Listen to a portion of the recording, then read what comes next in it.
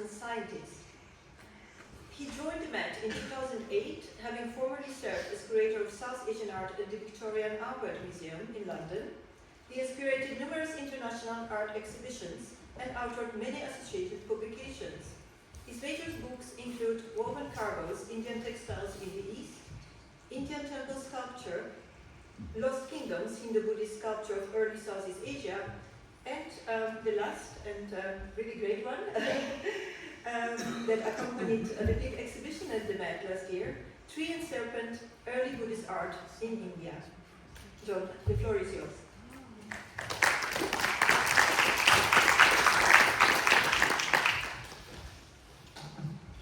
Thank you, Anna, and welcome back everybody from a very good lunch.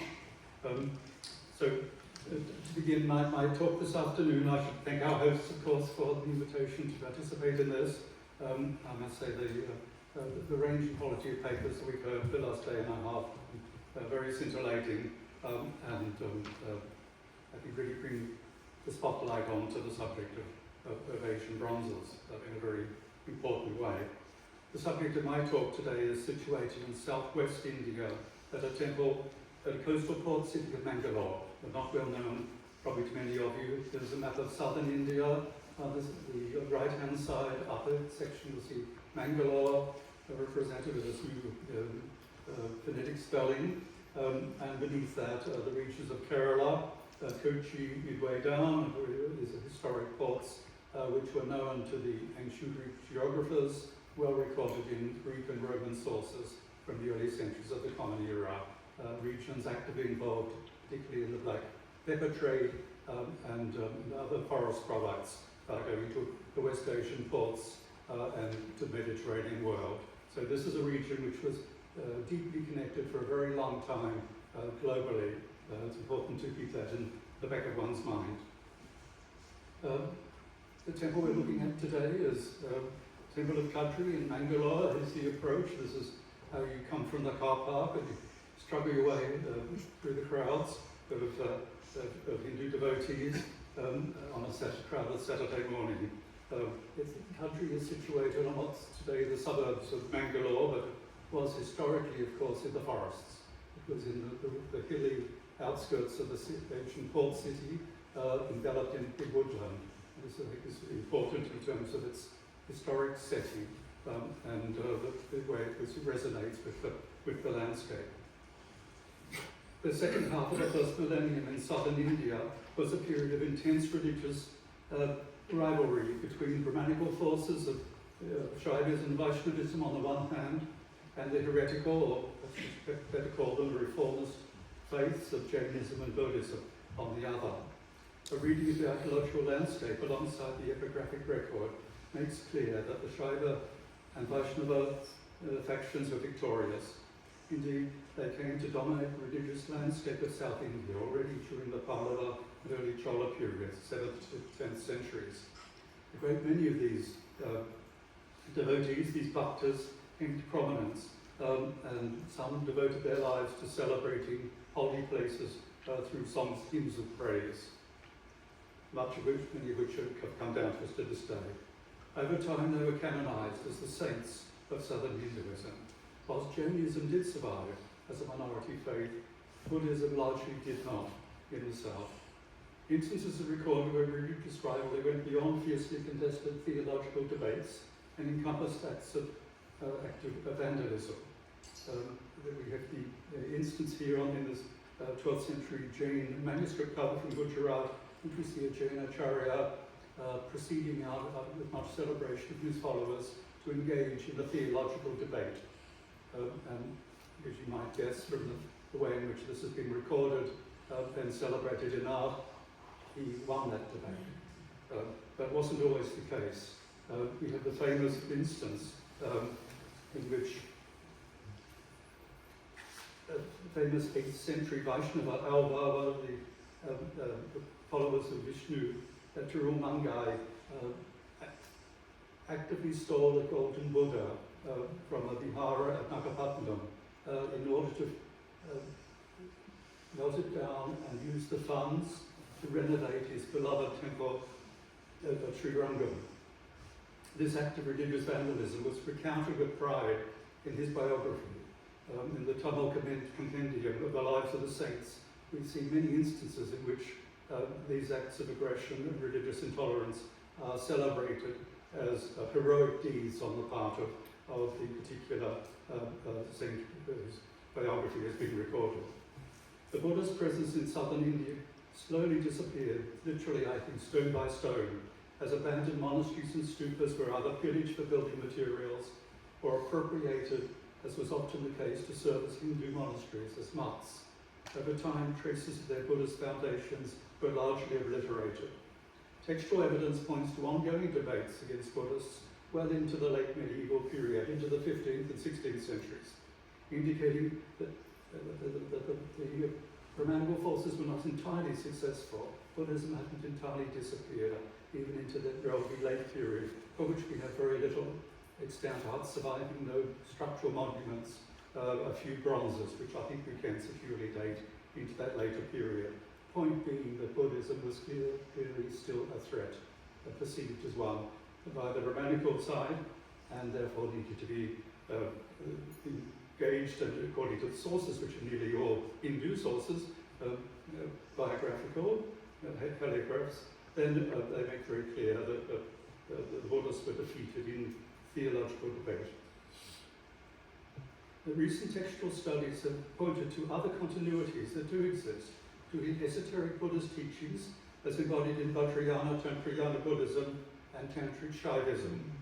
This is most recently explored by James Melanson in his study of Hatha Yoga as taught and practiced at the temple of Manjunatha at Kadri.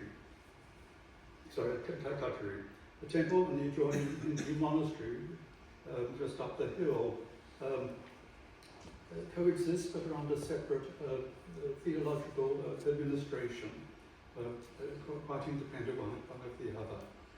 The temple itself is understood as a Swayambhu, as a self-manifest temple. The image is a natural rock formation celebrated as a Shiva Lingam. This is the temple itself, and a very simple South Indian, Southwest Indian style of temple architecture, in which we see the eaves projecting out beyond the production of hatha, the enclosure, circumambulation passage, to allow devotees to circumambulate the sanctuary without actually entering. And you can see it's situated on a quite steep hill, and if you ascend the stairs above, you come to the very active Hindu monastery, which is still there and very much a part of the circuit used by wandering Shaiva ascetics today. This is one of the chosen destinations for those who go from Pashupatanath in Kathmandu all the way here to South India in an annual cycle of pilgrimage.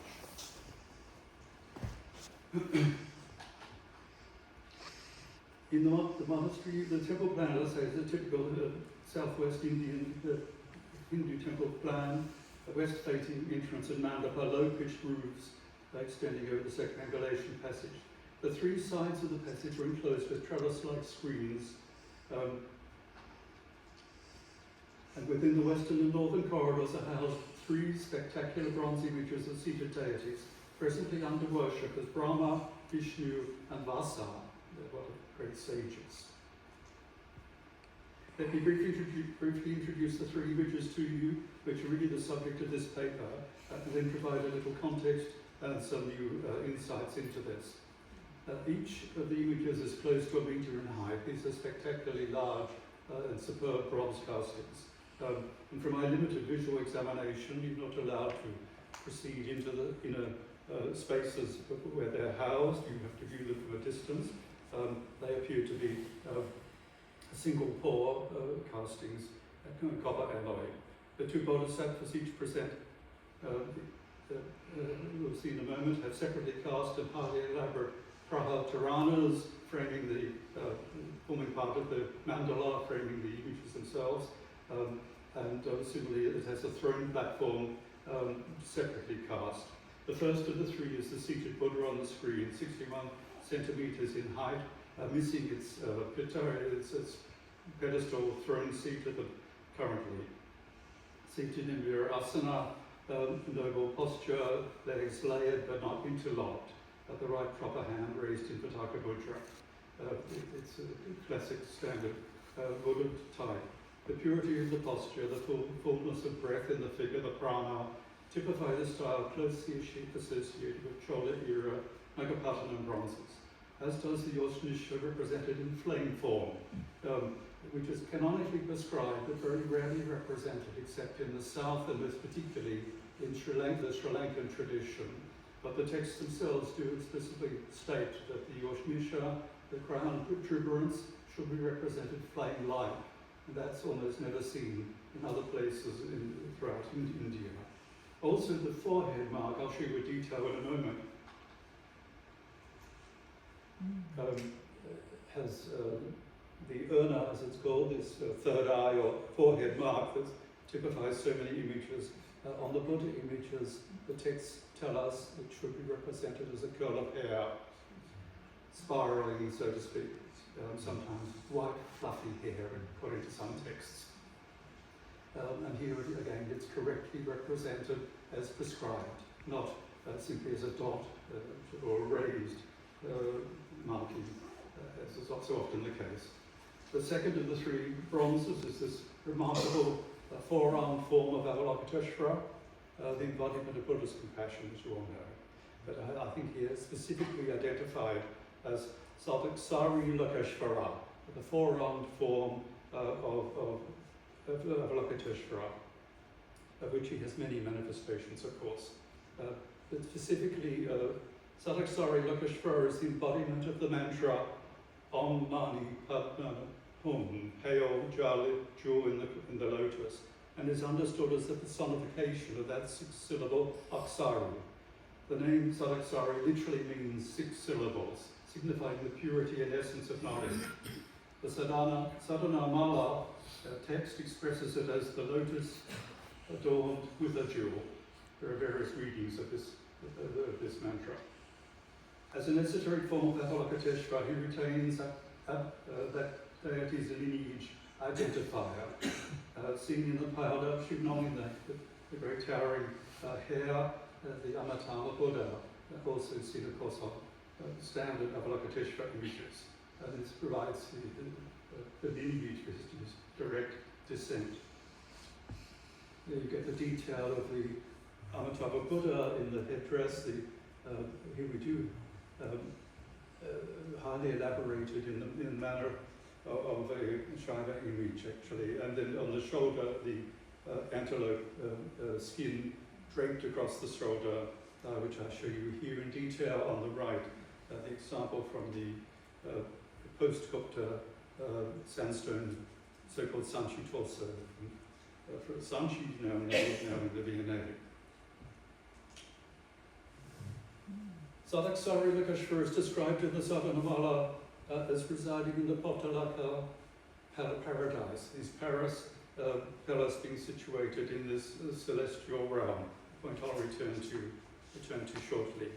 The image is 91 centimeters in height and similarly seated in virasana, forearms, looking at myself here, forearms here or raised, each displaying an attribute, including the jewel, the mani, the lotus padma, the antelope skin, as I mentioned. And together with that, an elaborate aureole raise, Brahmatarana.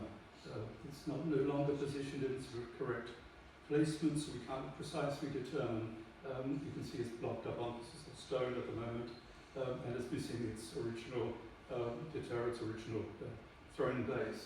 Now it's placed on a lustration basin.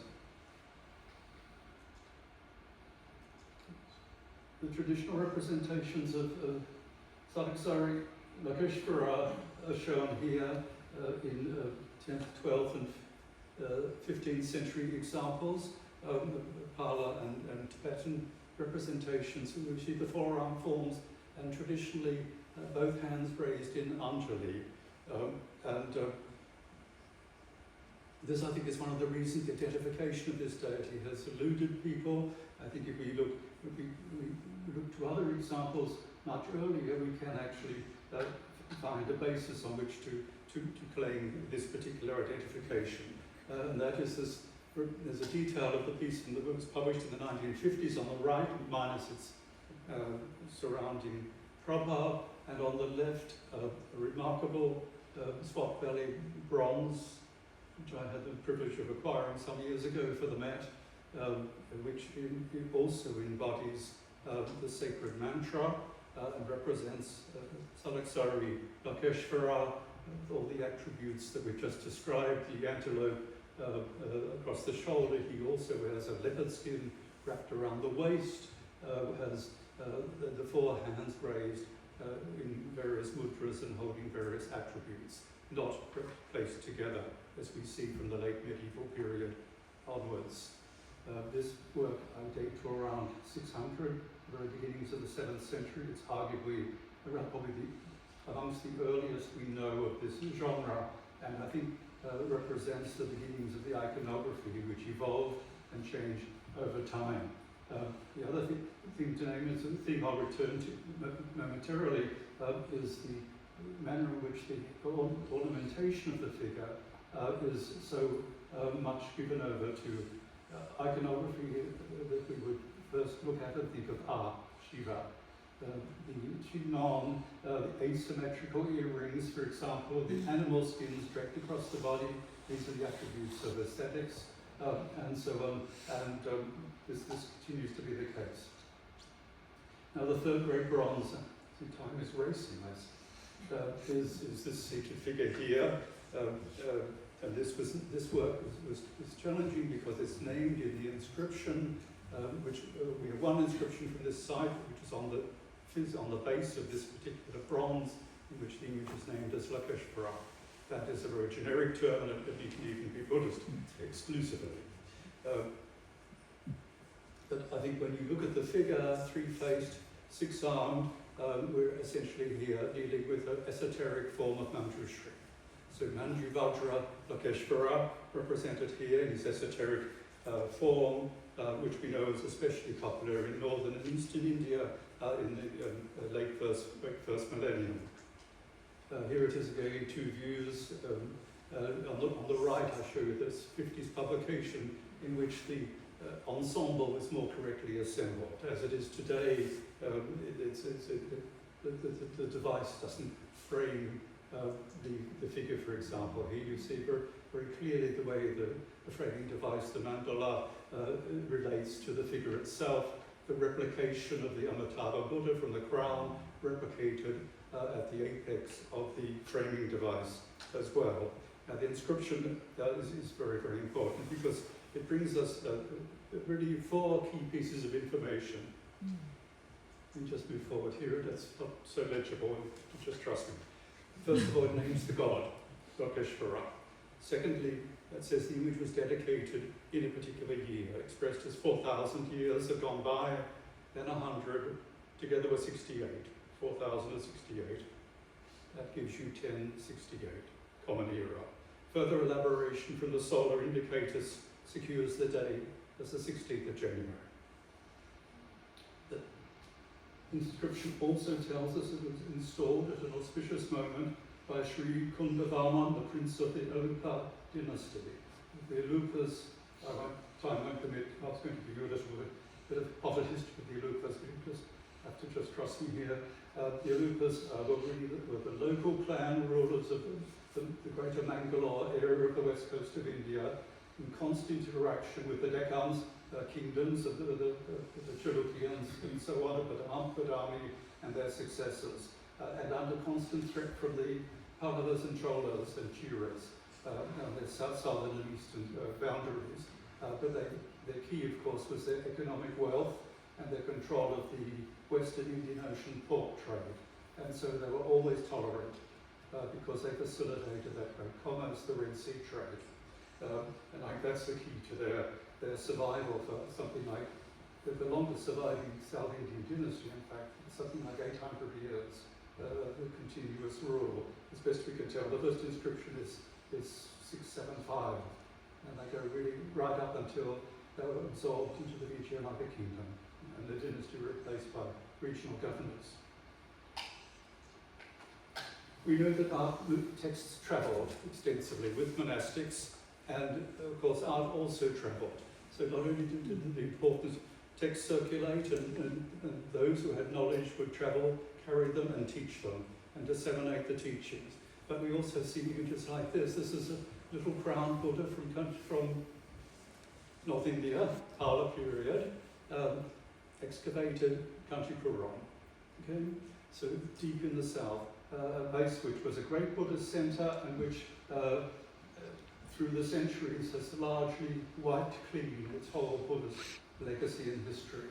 A little piece excavated found by chance, I think, in the late 19th century.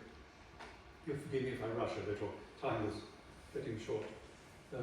The Alupas were a very important regional local clan dynasty, celebrated from a very early period.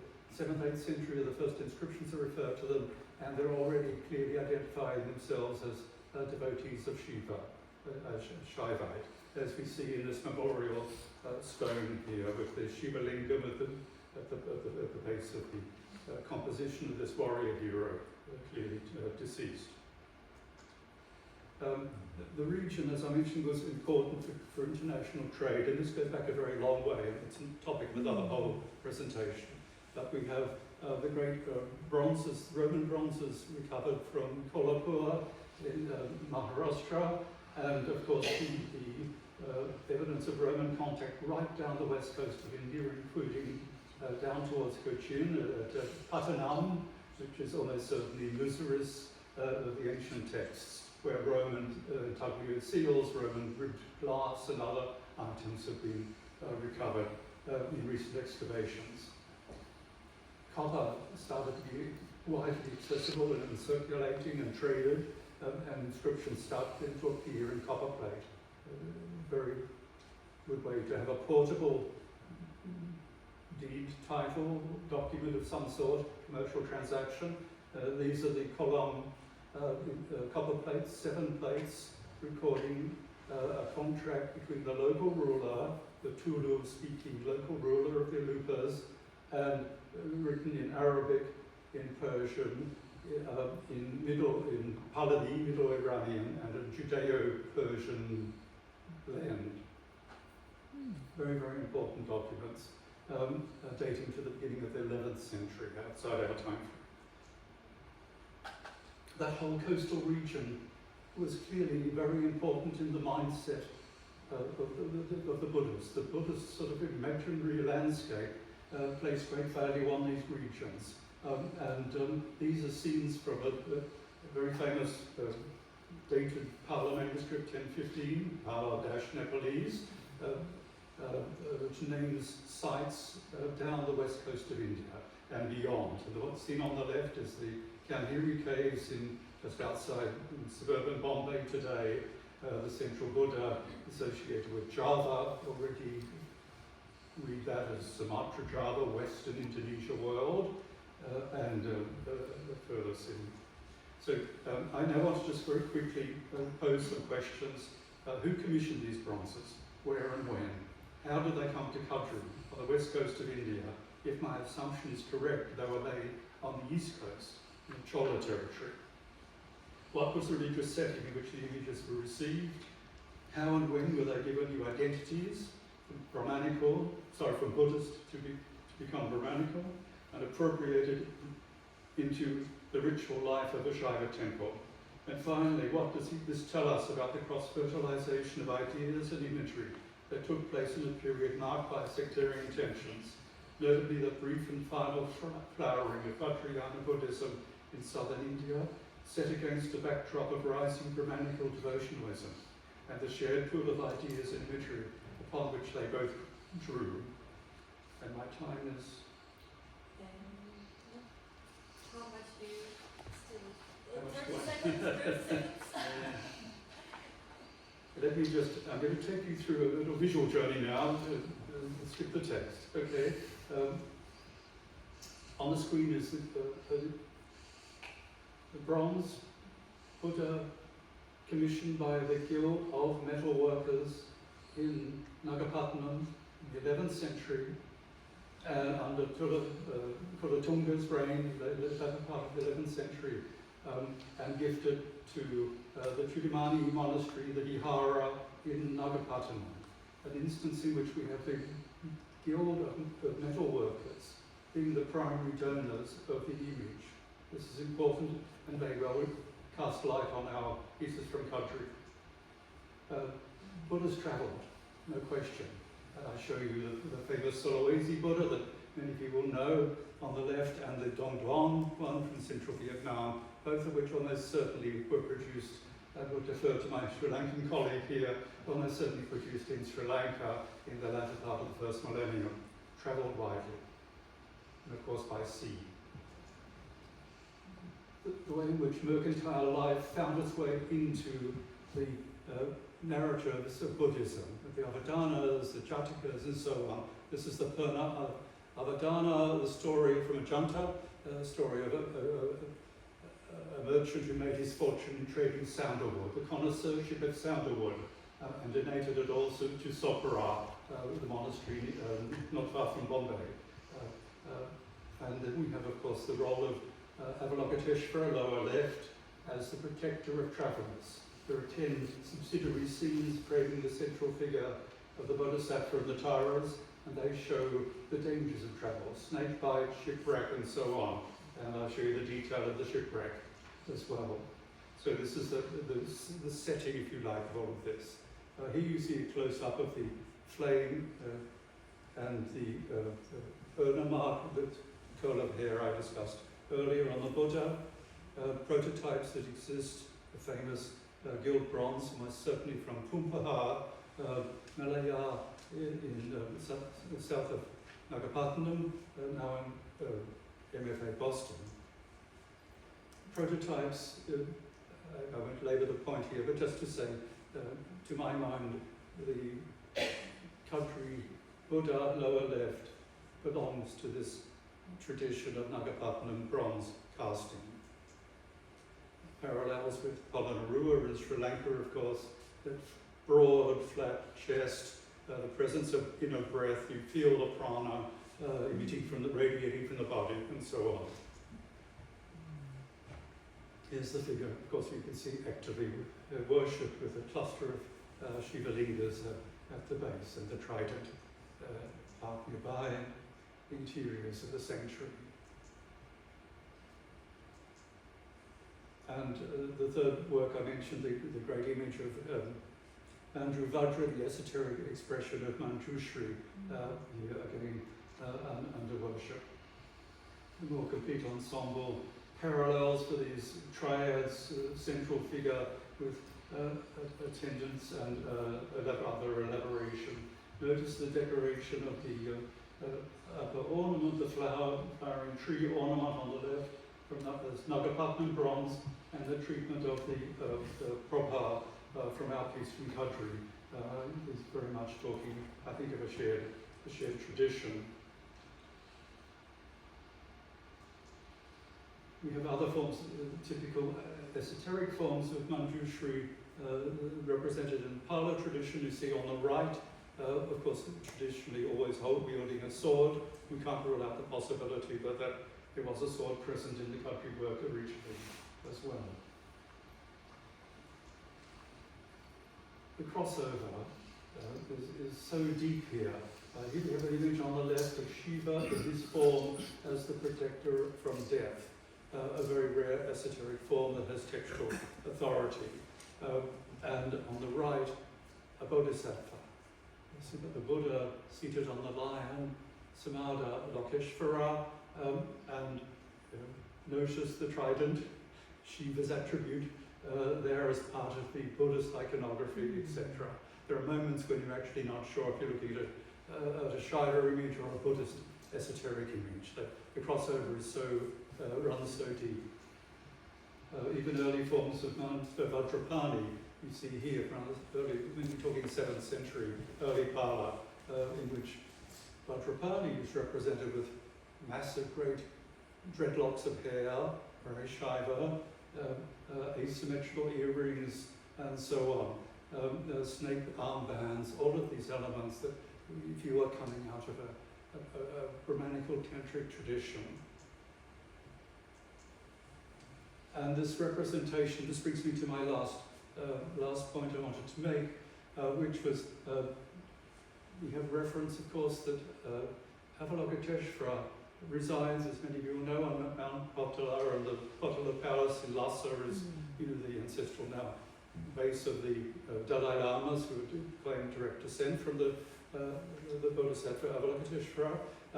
But the texts tell us, including the Gandhabhuha Sutra, but many others, that the location of Avalokiteshvara's palace at Mount Potala was in the deep south, way down in southern India.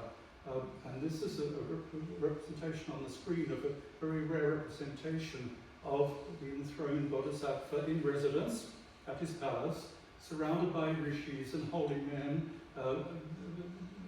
past Buddhas and so on, and left and right of the crown of the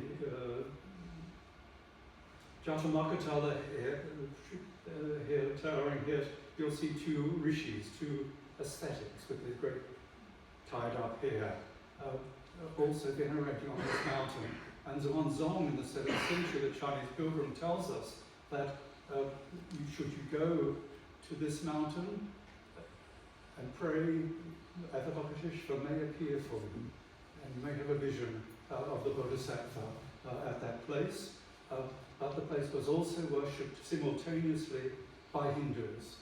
Agastya-Shiva was also venerated there.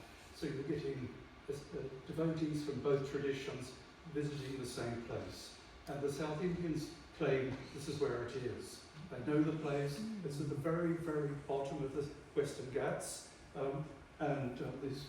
We start to think that look at the stylized rocks in this 11th century manuscript, and it doesn't look quite so fanciful. This is the Gandhabhuha Sutra, in which the pilgrim Sadhana is sent in search of the 26 bodhisattva qualities that he must acquire to attain enlightenment. And he interviews 26 informants, 40% of whom were women. And he gets the wisdom from these various individuals. Some are bodhisattvas, some are not. The details of the rock formations and so on. And you see, you see the two aesthetics here pulled up in the detail. You reach a point in southern India where distinguishing an image and identifying it is not immediate. You can work it out, but it's not. So images like this, with first glance, you might think it's a Vishnu, is in fact Avalokiteshvara. Probably Ambika Pasha intended, if you need that rosary type device as a noose. So these are the three images. We now have a date 100 years later than the conventional wisdom, which brings us into the late 11th century, which I feel very confident is stylistically well aligned with the objects themselves, they had a ritual life. And at some point after their dedication by a Hindu ruler who asserted his Hindu identity in the inscription on the Buddha sculpture, talks of he is the bee humming at the feet of the lotus feet, the pair of lotus feet, i.e. Lord Shiva. So although he was unambiguously a Hindu devotee, he permitted his name to appear on the inscription on a Buddhist image dedicated to what at that moment in time must have been a Buddhist monastery, a vihara. Vihara is an exclusive term, it is not used for anything except a Buddhist establishment. And that is almost certainly to do with politics and to do with trade and to do with being a large part of your state's revenue comes from the commerce run by the Buddhist community. As a ruler, you appease that community. So the Buddhist commissioned the object, gifted it, and the ruler agreed to have his name inscribed on it, gifted to the monastery. Within a couple of 100 years, that's all changed. Monastery is obliterated, the temple's established, and images take on a new life. Thank you.